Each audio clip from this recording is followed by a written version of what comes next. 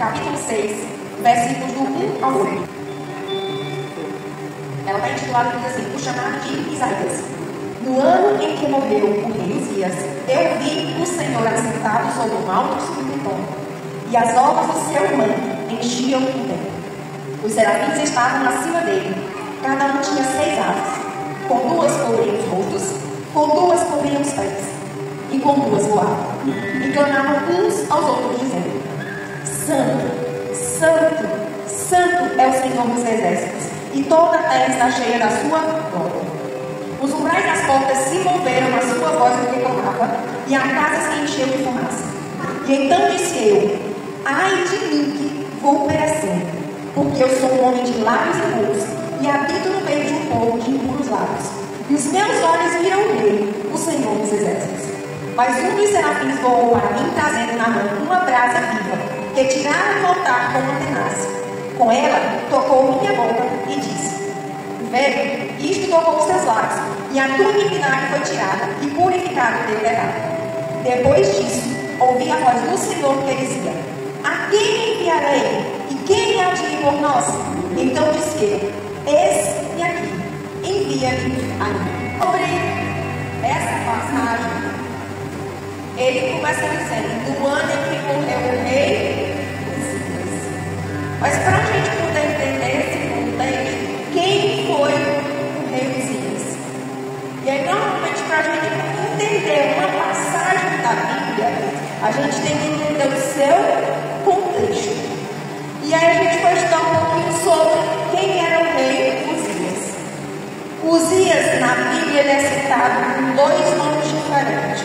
Se você for ler em 2 Crônicas 26, ele aparece com o nome Uzias. Mas se você for ler em 2 Reis 15, ele aparece com o nome Azarias. O nome Uzias significa a minha força é Deus. E Azarias significa a minha proteção, o meu auxílio é Deus. O nome dele por si só já diz muita coisa.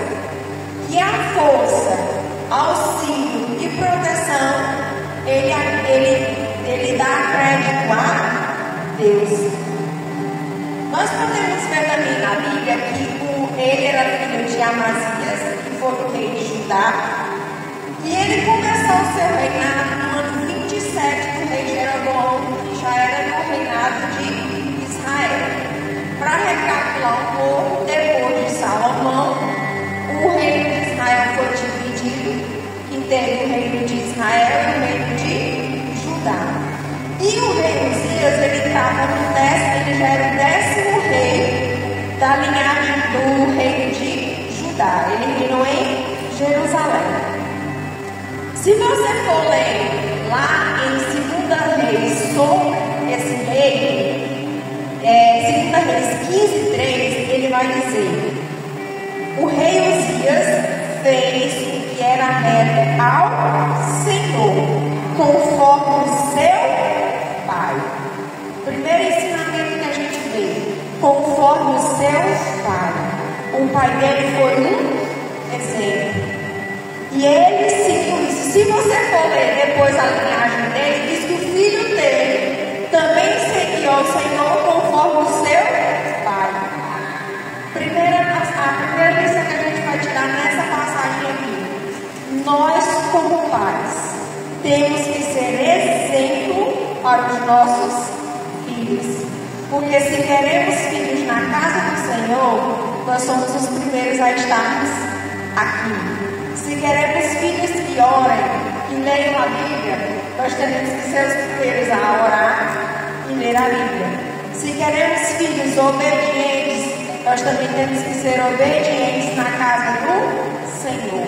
Se somos exemplos para os nossos filhos, eles podem até se desviar lá na frente, mas eles foram ensinados. Diz que ele iniciou seu reinado aos 16 anos e ele reinou por 52 anos. Ele foi um dos reinados bem longos. E o interessante quando a gente vai ler sobre esse rei, diz que o pai dele foi assassinado. e ele viu o assassinato do pai. E ele teve que iniciar seu reinado aos 16 anos. Agora imagina aí um jovem de 16 anos, aí na sua juventude, adolescência, ver seu pai sendo assassinado e ele se tornando rei. A gente, como ser humano, imagina o quê? Rapaz, me tornei rei agora, eu vou vingar, eu vou matar, eu vou fazer. Não. Mas aqui que a Bíblia vai falar sobre o rei Uzias. Diz assim, ó: buscou a Deus nos dias de Zacarias, que era sábio nas visões de Deus, e nos dias que buscou o Senhor, Deus o fez prosperar. Segundo as Crônicas 26:5. Ou seja, ele buscou auxílio, ele buscou conselho. Mas ele foi buscar conselho em qualquer lugar? Não. Ele procurou Zacarias, que aqui foi citado. E a gente vai ver também que Isaías auxiliava no seu governo. Ele também fazia parte dos conselheiros. A outra coisa que a gente pode entender: cuidado com quem nos aliamos.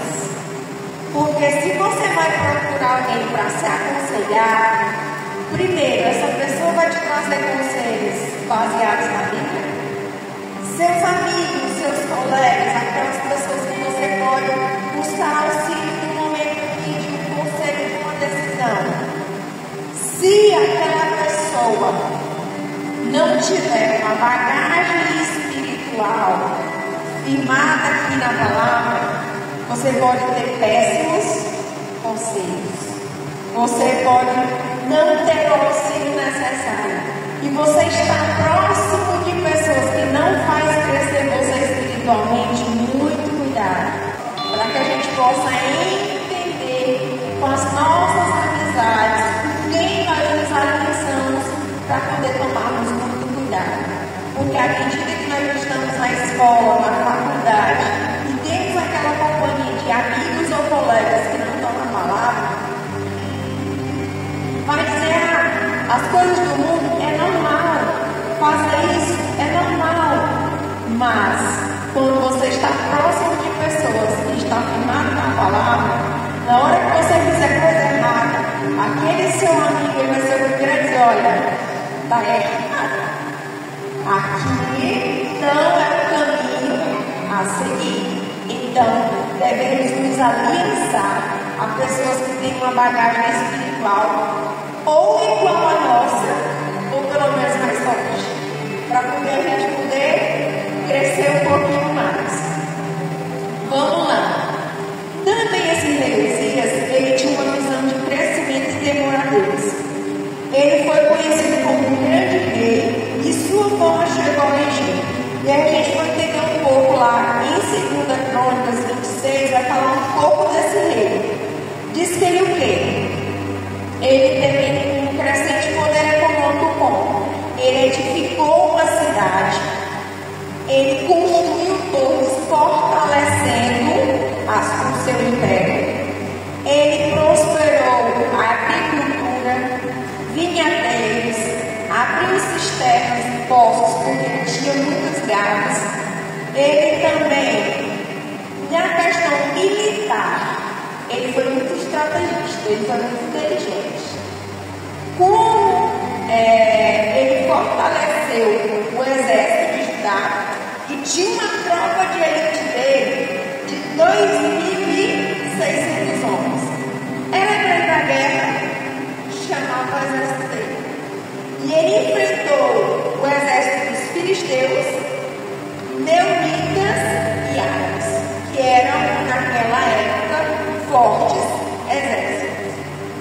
Como também ele era habilidoso, como ele desenhava as armaduras do exército e também criou obras de engenharia com armas de exército. Diz que lá nas Crônicas, quando você vai ler, diz que ele teve muitas coisas que ele inventou para o exército que foram, digamos, um avanço tecnológico para a época. E diz que ele teve a questão da engenhosidade, a questão de engenharias nessa parte do exército, diz que ele foi muito A nossa questão é: se você está nos caminhos do Senhor, Ele dá um talento para a gente.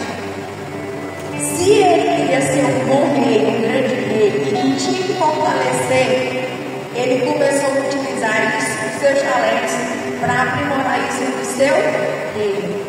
Quando estamos na casa do Senhor, trabalhando na casa do Senhor, Ele também nos dá talentos.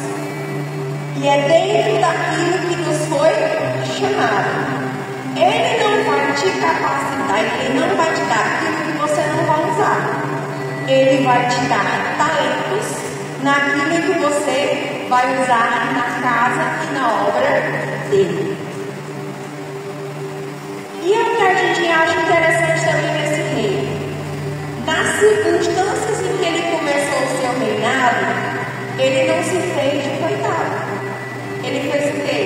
Ele se fez de protagonista.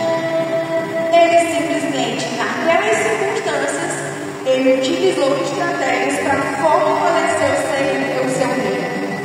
Enquanto ele estava nos caminhos do Senhor, o seu reinado teve paz, teve segurança e teve prosperidade. Agora, nós temos que aprender com a vida deste rei. Ele também cometeu erros, ele também cometeu falhas. E já foi no finalzinho do seu reinado, porque ele reinou 52 anos. No final do seu reinado, Paulo diz que em 2 Crônicas 26, diz que o seu coração se exaltou. Muito cuidado com a soberba, muito cuidado com o orgulho, com a altivez, com a arrogância. Ele tinha um belo império, ele tinha um ótimo exército, umas cidades fortificadas, economicamente ele era bom. E aí o seu coração se exaltou. E o que foi que ele fez? Quando a gente fala assim de soberba, tem um versículo, sabe, que eu acho interessante. Provérbios 16, 18 diz: a soberba procede à ruína e a altivez do espírito à queda. Tiago 4, versículo 6, a partir dele diz: Deus resiste aos soberbos, mas dá graça aos humildes. E em 2 Coríntios 10, 17 e 18 vai dizer: aquele, porém, de senhoria, glorifique no Senhor, porque não é aprovado quem a si mesmo se louva, mas sim aquele a quem o Senhor louva.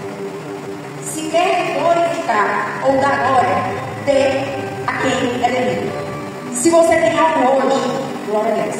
Se Deus te permitiu fazer alguma coisa, a glória seja dada a Ele. Tudo que você tem hoje, a glória é dele. Porque no momento em que você acha, fui eu que conquistei, fui eu que fiz, muito cuidado.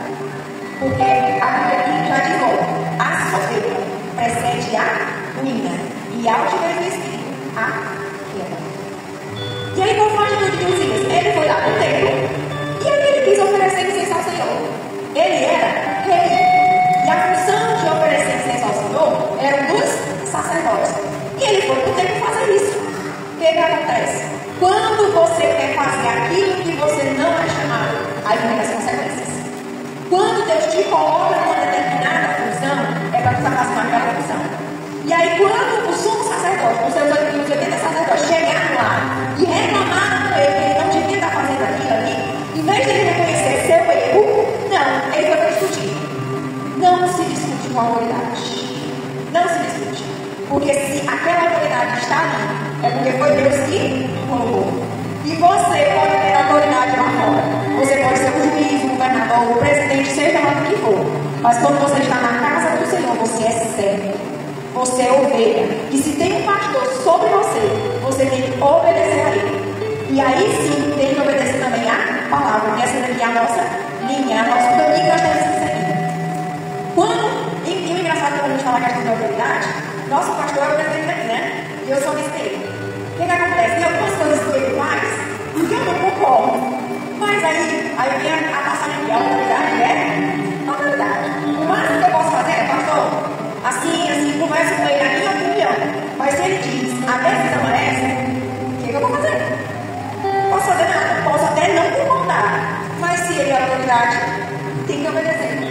E aí eu digo, quando a autoridade está sobre você, não supere ou não tem que ultrapassar.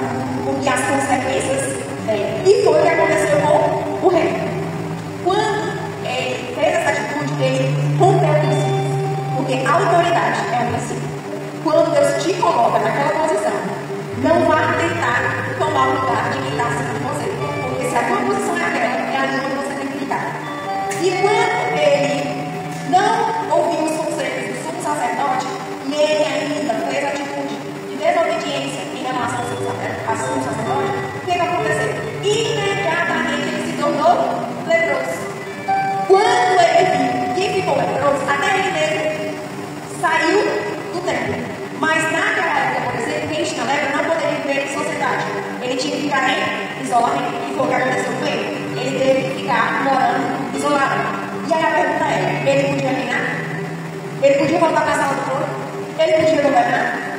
Não. O filho dele ficou tomando as decisões, mas ele na sala do trono não poderia mais voltar. E a Bíblia diz que ele morreu de lepra. E segundo os teólogos da Bíblia, ele passou 12 anos vivendo desse jeito. Mas ele não restaurou a saúde, ele morreu de lepra. E se a gente observar no seu histórico, quem tinha lepra e não foi curado, normalmente morreria sozinho, né? Porque se não podia ter contato com outras pessoas, como foi que ele morreu? Sozinho. E aí a questão é, não é como você começa o seu ministério, é como você termina. Porque você pode começar muito bem, como o rei Uzias, mas por causa da soberba, o que aconteceu no final dele? Ele tornou-se leproso e ainda ficou só. E aí a questão é, quando temos um chamado que Deus nos chamou e nos capacitou para determinada hora, não é como você vai começar esse chamado, mas tenha muito cuidado em como você vai terminar. Amém? A gente pode ver aqui também que esse texto ele começa no ano. Quando a gente diz no ano, se refere a tempo. Segundo os historiadores, daria mais ou menos entre 740 a 739 antes de Cristo. Se você verificar, Uzias, ele teve um período de paz e prosperidade, não foi? Mas quando ele morreu, como é que ficou o povo? Ele era um rei querido, ele era enganado. Só que a questão é, como é que fica a situação do rei depois? Porque ele tinha estratégias, ele era habilidoso e tal. Mas será que o filho dele ia ter as mesmas características? Não tinha como saber. Então o povo estava inseguro, estava em certeza disso. Mas também no cenário internacional, a Síria já começava a ameaçar as nações vizinhas. Ou seja, internacionalmente, nas outras nações, já começava aquela questão das invasões. De países ligarem com territórios. E começa aqui, era um ano de transição, incerteza e instabilidade, ou seja, de declínio. Mas também Israel enfrentava 3 crises. A política, no caso, a questão que ele morreu, a social. Então, coloca-se que tinha exploração dos ricos com os mais pobres, homicídios, injustiça nos tribunais, violências. E eram praticados por quem? Por pessoas que se diziam povo de Deus. E a terceira crise era espiritual. Por quê? Porque nesse período, o povo se afastou da presença de Deus. Questão da idolatria. Então, além do rei ter morrido, enfrentado essa questão social, tinha também a crise espiritual. E é nesse período de crise, nesse período aí, é que Deus pode levantar homens para ser o seu porta-voz. Quando a gente fala no ano, tem coisas que a gente acha que é para agora. A gente quer para agora. Mas Deus vai realizar daqui a anos. Tem coisas que a gente quer para agora, mas Ele realiza daqui a meses. Tem coisas que a gente quer para agora, mas Ele realiza há dias. A questão é, o tempo é dele. O momento certo é o dele. E quando ele diz no ano, a gente entende que naquele período. E ele diz em que morreu o rei Uzias. Ou seja, o chamado de Isaías foi no período de luto. E a gente entendendo, estudando sobre a questão de Uzias, os historiadores dizem que Isaías tinha um certo grau de parentesco com esse rei, como também era um cronista, era aquele que escrevia sobre as atitudes, os fatos que aconteciam no reinado. Ele escrevia, ou seja, ele tinha uma certa proximidade com o rei. Ele disse, no ano em que morreu o rei Uzias. Então, para Isaías, ele tinha perdido uma pessoa muito próxima. Ele tinha perdido uma pessoa que, inclusive, ele era conselheiro também da questão do rei. Se ele foi chamado nesse período, o que a gente pode entender? Até nos momentos de dor, Deus também trabalha. Nos momentos de dor, Ele também pode iniciar o nosso chamado. É também nos momentos de dor que Ele vai mostrar para nós o seu propósito em nossas vidas. Então, não significa dizer que por estarmos passando por isso, Deus não pode trabalhar. Diz assim: a dor não mata quando Deus está presente. A questão é, quando você passa por este momento, mas você está com Ele, aí você pode, é mais fácil superar. Não digo que é, digamos assim, é tranquilo, mas se torna mais leve de você superar. Nós podemos ver também, fazer uma pergunta: essa dor, neste momento de dor, onde ela pode te levar? Muitas pessoas, por exemplo, no momento de dor, de aflição, tomam decisões muito complicadas. Ou seja, não superam esse momento, entram em depressões, ou automutilação, ou até mesmo não acreditam mais em Deus. E aí vão procurar outras saídas, como tem os contra drogas, tem outros que vai questão de remédios, e tem doenças crônicas. A nossa questão é, o nosso remédio, a nossa solução está no Senhor. Quando a gente vai ver na questão de Isaías, ele foi para onde? Porque no ano em que morreu Messias, você vai encontrar ele no templo. Você vai encontrar ele na casa do Senhor. Então, mesmo nos momentos de maior dor, de maior dificuldade, a gente tem que buscar ao Senhor. Ele é que é o nosso refúgio, Ele é que é a nossa fortaleza. Como nós podemos ver, o processo, as crises, as dificuldades, elas que podem nos levar ao nosso propósito. O cenário mais favorável para Deus se revelar a nós é quando estamos na dor, é quando estamos no limite e é quando estamos fracos. Quando você diz: olha, não aguento mais, até aqui eu aguentei. E aí Deus diz: agora é minha vez. E eu digo para vocês: já passei por isso. Quando eu digo assim: Senhor, hoje aqui não deu, aqui já chegou o meu limite. E se o Senhor não agir, eu não tenho mais o que fazer. E foi exatamente. Eu sempre digo, quando eu falo sobre, quando eu me lembro sobre esse dia exatamente, Deus deu a solução nos 45 minutos do segundo tempo. Ou seja, quando você está chegando no meu limite, aí Deus diz: agora é que eu vou agir. Agora é a minha vez. E a gente pode entender que Deus permite certas coisas acontecerem dentro do nosso processo, para que nós possamos nascer o nosso chamado. Eu digo para vocês, depois de algumas experiências que eu tive, e eu sempre me questionava: Deus, por que é que eu estou passando por isso? Por que é que eu tenho que enfrentar isso? Até quando eu vou entender isso? E agora, anos depois, quando eu estou nessa situação que eu tenho que dar um conselho, eu tenho que tomar uma atitude, aí o Senhor faz me lembrar. Você fala assim: não lembra? Está aqui a resposta. Por que você passou? Então, tem coisas que no momento do processo é doloroso, é difícil, às vezes você não entende, às vezes você se questiona, você pergunta, e aí Deus só dá o silêncio como resposta. Mas quando lá na frente, que tu já aprendeu através da dor, e aí diz: olha, se eu não tivesse passado por aquilo, eu não ia saber resolver, e eu não iria entender. E aí quando você está olhando, você diz: olha, realmente, aquilo ali me fez fortalecer, aquilo ali me fez aprender. Quando a gente fala de Isaías, diz que ele nasceu por volta de 1770 a.C., mas ele se tornou um profeta messiânico, porque ele foi falar sobre nascimento, ministério, vida, morte e ressurreição de Jesus. Mas para ele ser esse profeta, ele teve também passar por um processo. E aí onde a gente entra na questão do chamado dele, foi nessa visão aqui que a gente fez. Ele diz assim: vi o Senhor.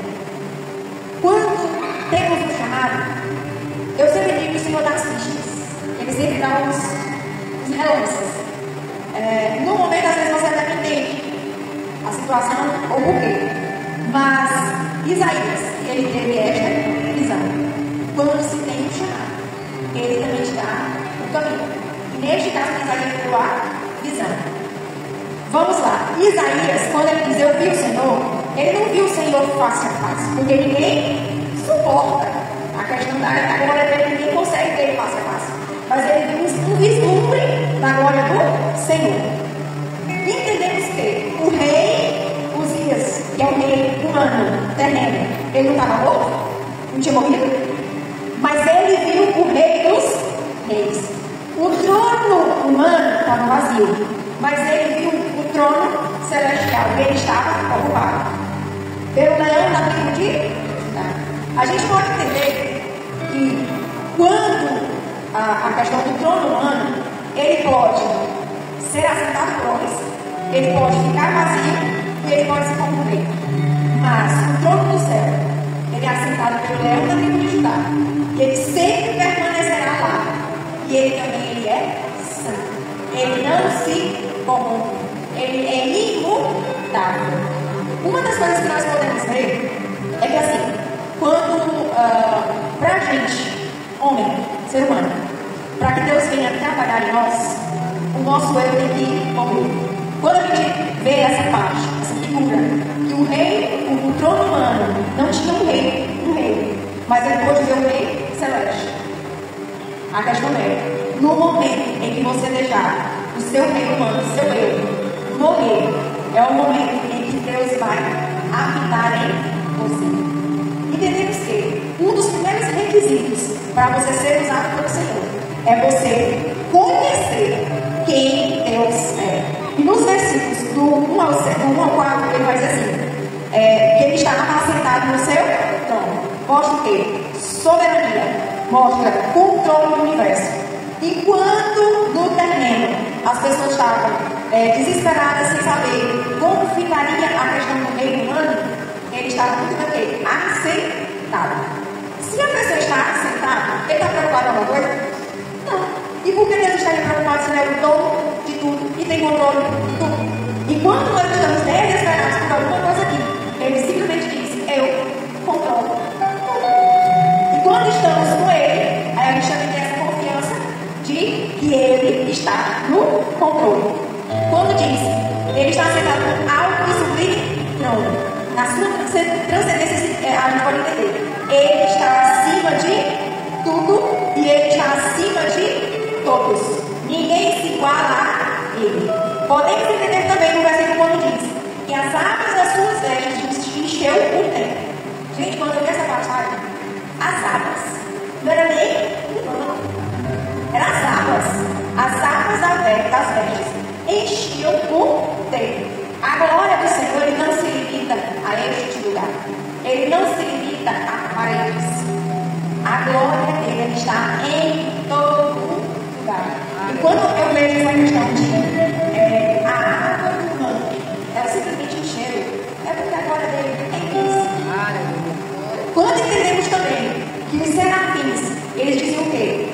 Santo, santo, santo é o Senhor dos exércitos. Quando a gente vai estudar um pouco sobre a questão dos serafins, eles dizem que são seres celestiais considerados a mais alta ordem de anjos. E eles estão intimamente ligados ao trono de Deus. Eles estão associados à santidade e à glória do Senhor. Serafins significam seres ardentes, queimar, fogo. Imagine agora o Senhor. É maravilhoso. E ele vai dar as características, a aparência dos serafins. Dizem o quê? Que eles tinham 6 asas. Eu vou ser sincero com vocês, eu não entendia o porquê dessa questão de asas. E aí, quando a gente vai estudar a Bíblia, a gente tem que entender o contexto e o porquê. Quando eu fui ler sobre essa parte aqui, e aí para ver sobre essa questão das asas, dizia o quê? 2 cobrem o rosto, 2 cobrem os pés, e 2 voavam. Quando você lê na Bíblia, você só vê as asas para cá, né? A questão do movimento, né? E eu falei, mas por quê? Quando a questão dos serafins os serafins, eles não ficam próximos de Deus? Nós podemos ver o Senhor passo a passo? Suportamos a glória dele? Não. Segundo os teólogos, a interpretação das asas do rosto, primeiro, a santidade do Senhor, nem eles suportavam. Eles têm que cobrir. E a outra questão que eles dizem, cobriam os rostos, porque o que importa não é a aparência. É que eles tinham que ser santo, santo. A função deles era glorificar. Então não importava a questão da aparência. Que nós podemos trazer para a nossa vida quando estamos na casa do Senhor, na presença do Senhor. Não importa a questão de você ser o melhor. Eu quero ser a melhor aqui para a festa, eu prego melhor, eu canto melhor. Não. A questão é a sua adoração. Deus está recebendo. A sua adoração, Ele está ouvindo. Porque não importa se você canta excelentemente bem. daquilo que você está fazendo, ela está chegando aos céus. O Senhor está se agradando da sua vida, está se agradando do que você está fazendo. A pergunta, quando eu comecei a ver esse Deus assim, Senhor, é muito. Aqui é uma mensagem muito pesada. Pesada que eu digo assim, de responsabilidade. Quando fala que duas cobrem os pés, a interpretação que se dá é relacionada à sua caminhada. Porque se ele sempre fala na questão da santidade do Senhor, nós, quando estamos caminhando nos caminhos do Senhor, nós devemos ser santos. Muito cuidado onde nós colocamos os nossos pés. Muito cuidado nos ambientes que nós temos que estar. Muito cuidado na caminhada que nós vamos fazer. Porque onde estivermos, nós temos que ser santos. E se nós somos representantes do Senhor aqui, nós temos que representar a sua imagem aqui. Será assim, onde nós estamos? Nós estamos mostrando que somos filhos dele. Nós estamos representando a sua imagem aqui na terra. Sede santos, porque eu sou santo. E quando ele fala que as duas voavam, a questão é, mesmo que para você seja um momento que teve tudo parado, ou tudo em causa, que você não vê nada agindo, que você não está, então Deus não está agindo, Deus não está me vendo. Ele disse, quando ele disse que os anjos tinham duas asas, voam para voar, a questão é, você está morrendo. Você pode não ver, você pode não ver com os olhos da gente, mas ele tem os seus anjos ao nosso serviço. Porque quando ele dá uma ordem, é para ser cumprida. E quando você precisa, que você aciona os céus, eles estão ao nosso favor para nos servir. E aí nós podemos entender. Ele diz assim, ó, e os umbrais das portas se moveram com a voz do reclamado, e a casa se encheu da sua fumaça. Quando os serafins clamavam, santo, santo é o Senhor dos Exércitos, não significa dizer, Deus é santo, santo, santo. Para os umbrais de uma porta estremecer, meu amigo, os serafins falavam era com garra, eles falavam era com força.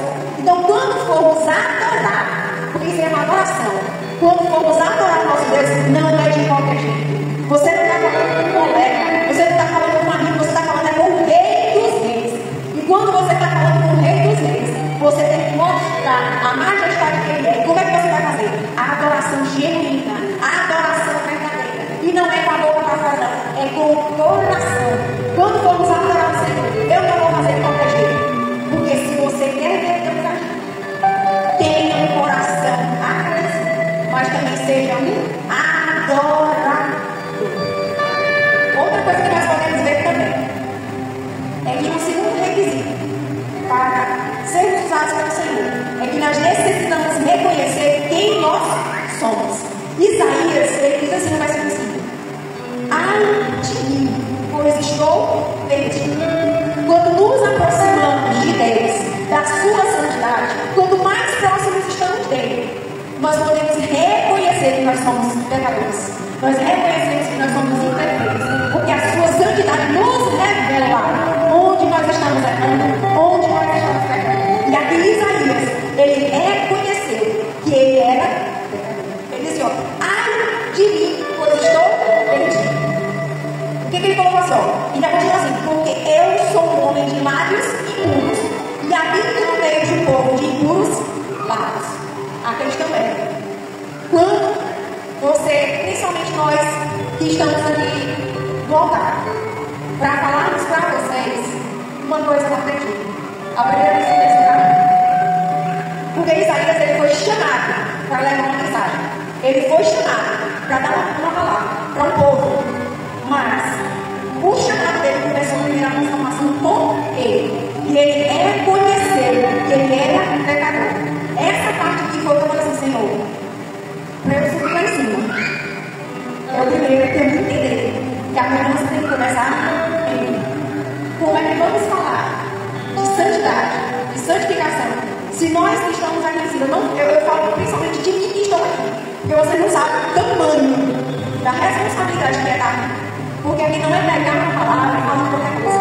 A gente está falando do Senhor. E quando eu cheguei aqui com o pastor, eu falei assim, pastor, tem como eu fugir? Ele falou assim, só se for levar um pouco. Porque assim, eu já comecei, quando eu comecei a ver sobre esse tema, eu tenho muita responsabilidade. Porque nós que estamos aqui como ministros do Senhor, eu tenho que primeiro olhar para mim. Eu não posso dizer assim, vamos nos santificar, isso aqui. Primeiro começa comigo. E aí Isaías coloca, ai de mim, pois estou perdido. Sou um homem de lábios impuros.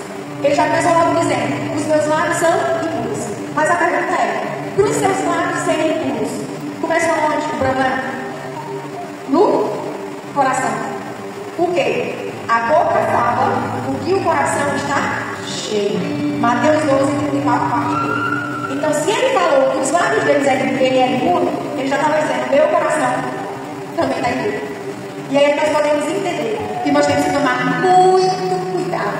Porque quando Satanás ele vai nos atacar, ele não vai atacar não é só coisa assim, não. Ele vai começar a atacar aqui, a mente, o coração, o intelecto. Quando Isaías disse que era um homem de lábios impuros e também habitava um povo de impuros lábios, a questão é muito cuidado com os nossos amigos. Porque se você vive com gente fofoqueira, cuidado. Se você vive com gente que fala mal, cuidado. Se você vive com gente que só reclama, cuidado. Se você vive com gente que fala de autoridade, de pastor, ou só fica questionando, cuidado. Não significa dizer que eu vou mudar. Cuidado. Porque aquelas maus hábitos podem se tornar normal para você. Se a gente prestar atenção na sociedade que estamos hoje, há uns 10, 15 anos atrás, tinha temas que se você falasse era um absurdo. Não se você fosse falar sobre é absurdo. Se você for falar sobre absurdo, agora hoje, normal. Conviver, normal. E às vezes pode até impor para a igreja, normal.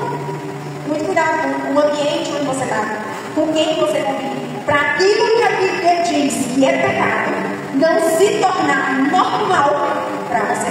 Porque o que é pecado, e ele nunca vai ser normal. E vamos lá. Quando ele diz, a primeira atitude dele foi confessar os seus pecados e reconhecer os seus erros. 1 João 1 vai dizer, se confessarmos os nossos pecados, ele é fiel e justo para nos perdoar os pecados e nos purificar de toda a injustiça. Quando ele diz, os meus olhos viram ver o Senhor dos exércitos, a gente entende. Ele não viu o Senhor face a face. Ele viu, digamos, uma porção da glória dele. Porque, como diz em Êxodo 33, 20, e disse mais, não podereis ver a minha face, porquanto homem nenhum verá a minha face e viverá. Quando no versículo 6 vai dizer, porém, quem disserá que desvoou para mim, trazendo na sua mão uma brasa viva que tirara do altar como tenaz. Primeiro, a brasa estava onde? No altar. E o altar está de quê? Sacrifício. Altar é de expiação de pecado. E essa atitude do anjo, colocar a brasa nele, era um sinal de purificação. Então, no final ele vai dizer assim, eis que isto tocou os teus lábios, e a tua iniquidade foi tirada, e expiado o teu pecado. Interessante. Quando Isaías foi falar, ele foi confessar o pecado dele. O que foi que ele disse que era? Ele era homem de impuros lábios. E o anjo vai dizer, tocou brasa onde? Quando você reconhece o seu pecado, o Senhor vai agir na sua necessidade. Ele não vai agir em outro lugar, não. Ele vai agir exatamente onde você precisa. Isaías confessou que o problema dele estava na língua, na boca. E o anjo foi exatamente onde? Os lábios. É isso? Então vamos lá. A segunda parte é, ele confessou. E ele teve seus pecados perdoados. E o terceiro requisito é para você ser usado pelo Senhor. Necessitamos compreender o que o mundo precisa. Porque depois que ele confessou, e depois que seus pecados foram perdoados, aí ele pôde ouvir a voz do Senhor. Só aí ele pôde ouvir. E a voz do Senhor dizia assim, a quem enviarei? E quem há de ir por nós? Depois de reconhecer os erros, depois de confessou, teve seus pecados perdoados, aí ele pôde ouvir. E quando ele ouviu a voz, ele demorou muito? Não. Ele já falou dizer que então disse eu, eis-me aqui, envia-me a mim. Quando você tem uma experiência tão profunda com Deus, como Isaías teve, você vai demorar. responder? Não. Quando Deus chama, você vai dizer: estou pronto. Ele perguntou como é que ia ser. Ele foi observar as dificuldades, foi querer saber como é que ia ser. Eu acho interessante a questão da mão. Rapaz, ele é corajoso. Para mim, por isso é que você não vai na terra. Porque o Senhor disse: olha, sai da terra, da tua terra, uma terra que eu vou te mostrar. E aí não foi perguntar como é que dá para fazer, como ele dá. Não, ele foi. E à medida que ia caminhando, o Senhor ia mostrando como ia fazer. A nossa questão é: quando Deus nos chama, nós temos que entender. Primeiro, Ele nos capacita. Mas também, quando Ele nos chama, Ele supre as nossas necessidades. As lições que nós podemos ter hoje é: primeiro, Deus está no controle de tudo. Segundo, Deus é santo e Ele quer que nós sejamos santos. Terceiro, isso serve para nós que estamos aqui notar. Antes de você ser pregado aos outros, primeiro comece com você. E sem a confissão não há perdão. E quinto, quem tem um encontro com Deus se coloca à disposição. A nossa pergunta é: são duas coisas que eu acho interessante nessa passagem. O tema, quando você olha para a Bíblia, é o chamado de Isaías. Ele fala da questão do chamado. Mas uma das coisas que mais me chamou a atenção, principalmente quando eu estava louvando, quando a gente estava aqui nessa questão da palavra, é santificação. E santificação, você não olha o teu exterior. O que ele importa é a roupa que tu veste que vai dizer que tu é santo? Não. Ele quer saber como é que está o teu coração, como é que está a tua entrega para ele. Ele quer ver como é que está aqui. Então, para mim hoje, nessa palavra, fala-se do chamado? Não fala. Como foi o processo de Isaías? Sim. Mas o que mais me chamou a atenção no versículo hoje é a questão de Deus é santo. E Ele quer que aqueles que os